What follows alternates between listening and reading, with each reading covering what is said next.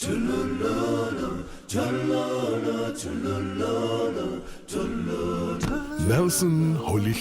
Mandela began his life herding sheep and cattle in the rolling hills of South Africa's Eastern Cape. In his autobiography, part of which was written secretly while in prison, Mandela wrote, "I was not born with a hunger to be free. I was born free. Free in every way that I could know. Free to run in the fields near my mother's hut. Free to swim in the clear stream that ran through my village. Free to roast mealies under the stars and ride the broad backs of slow-moving bulls. It was only when I began to learn that my boyhood freedom was an illusion, when I discovered as a young man that my freedom had already been taken from me, that I began to hunger for it."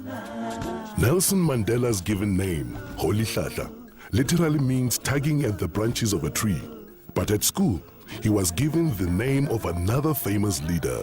When I went to school, the lady teacher, Miss Mdingane, asked, "What is your name?" I told her my African name, Rolihlahla. She says, "No, I don't want that one. You must have a Christian name." So I say, "No, I don't have one." She says, from today, you are going to be Nelson." So henceforth, he would be known to the world as Nelson Mandela. As the son of a chief, Nelson Mandela had access to the best education available to black people in South Africa at the time. Studying at Fort Hare University, where he first became involved in student protest, his refusal to accept injustice, unfairness, and inequality would last a lifetime. South Africa, 1941. In his early 20s, Nelson Mandela moved to Johannesburg, where he first encountered the racial discrimination that would later become entrenched in law by the apartheid government. Working on the mines and later as a clerk in a law firm, Mandela pursued his law studies and joined the African National Congress, the oldest black political organization in South Africa. It was when I came into the African National Congress that I realized that Xhosas are only a part of the African people. That the task of the ANC was to unite the African people and out of them build a nation. In 1948, the nationalist government was voted into power by the white electorate in South Africa, and the battle lines were clearly drawn. Comrade Oliver said, "Well, I like this because we now know we have an enemy in power, and I think that we're going to have a better opportunity of mobilizing our people." Our policy is one which is called by an Afrikaans word apartheid. And I'm afraid that has been misunderstood so often. It could just as easily, and perhaps much better, be described as a policy of good neighborliness.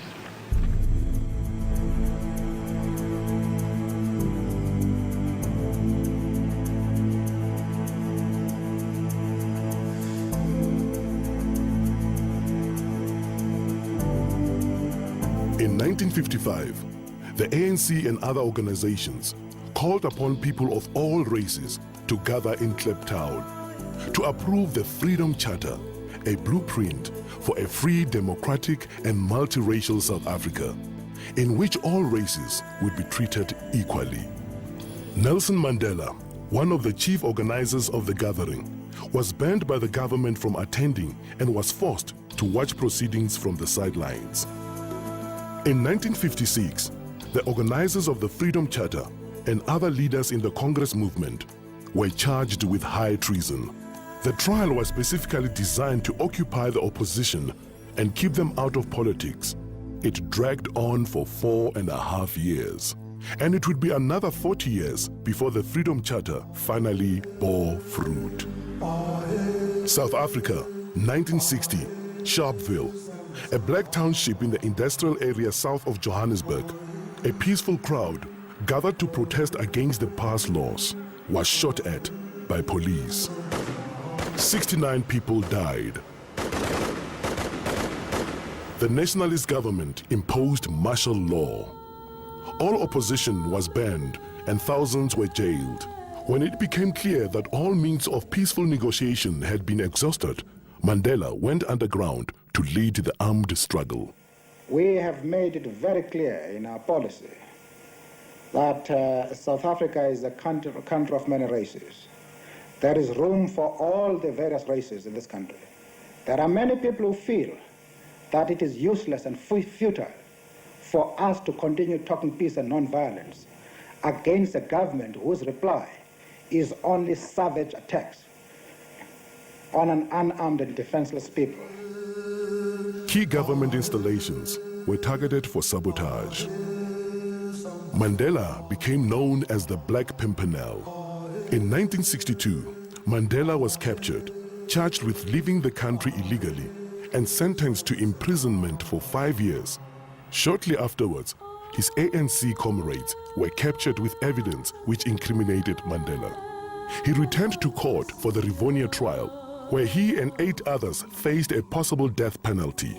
The very speech which was made by Nelson consolidated the spirit of the people outside, because it was a defiant spirit. I have fought against white domination, and I have fought against black domination. I have cherished the idea of a democratic and free society in which all nations live together in harmony and with equal opportunity. It is an ideal which I hope to live for and to achieve. But if needs be, it is an ideal for which I am prepared to die. When Nelson Mandela and several of his colleagues were sentenced to life imprisonment in 1964, the political convicts were sent to Robben Island, the bleak island prison off the Western Cape Coast. Nelson Mandela was 45 years old when he became prisoner number 466 of 1964. He would be in his early 70s before he would again be a free man.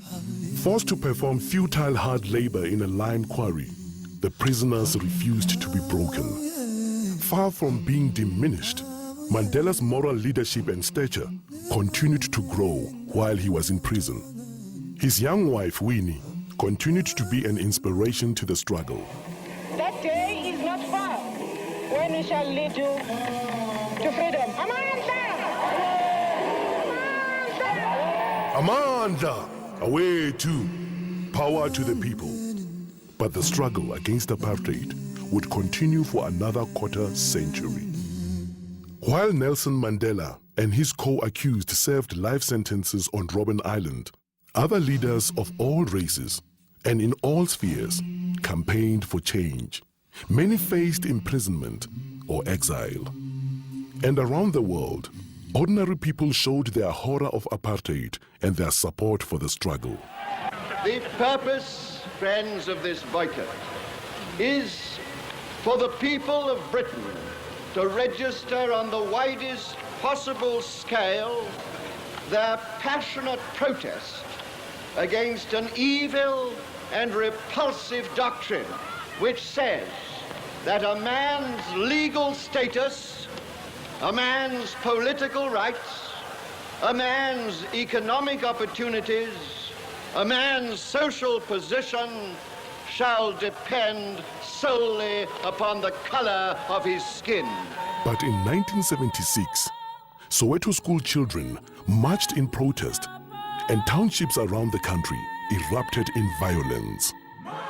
It was the beginning of the end for apartheid, but the struggle dragged on for more than a decade as the Afrikaner nationalist government clung to power. I've been lenient and patient. Don't push us too far. In the late 1980s, amid a tide of world pressure, the South African government was forced to accept the inevitable and began dismantling apartheid.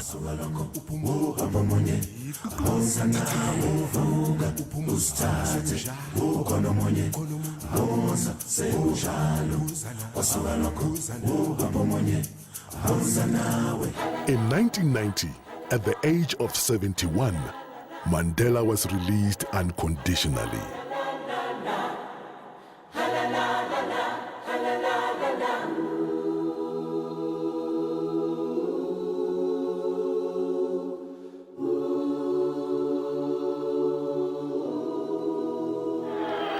I stand here before you not as a prophet,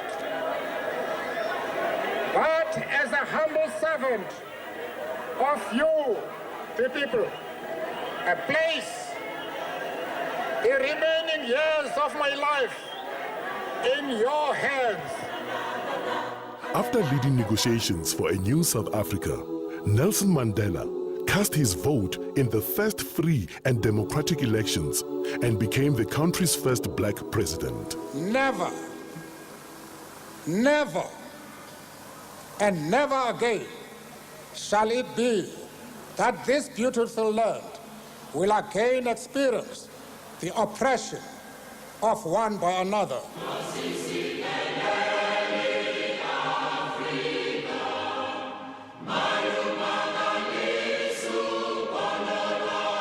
For the duration of his presidential term, and throughout what should have been a well-earned retirement, he has worked tirelessly to entrench the ideals he has so long stood for, becoming universally revered as an icon of leadership and humanity.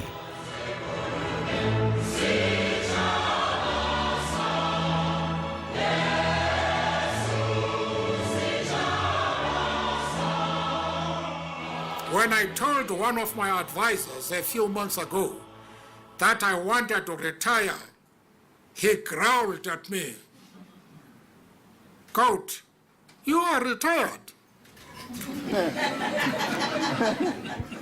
If that is really the case, then I should say, I now announce that I'm retiring from retirement.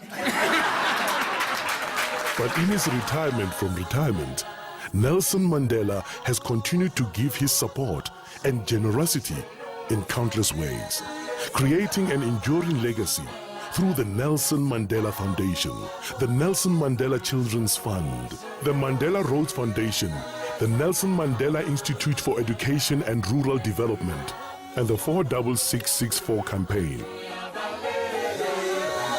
Through 46664, he continues to lend the full force of his extraordinary talent, intellect, and heart to a problem that faces not only his own country, but the world at large. Nelson Mandela, Madiba, we salute you.